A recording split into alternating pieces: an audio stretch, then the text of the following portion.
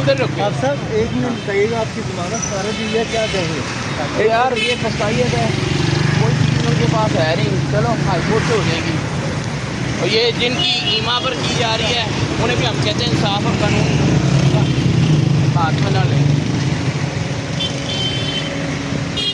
कोई नहीं, इंशाल्लाह एंड में आपको कैसे बताओ।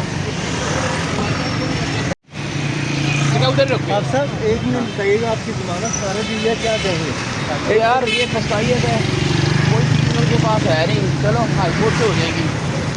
और ये जिनकी ईमा पर की जा रही है उन्हें भी हम कहते हैं इंसाफ और कानून हाथ में ना लें।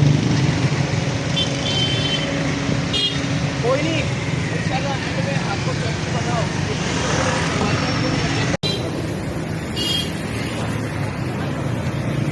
उधर आप सब एक मिनट बताइएगा, आपकी जमानत खारिज हुई है, क्या कहेंगे?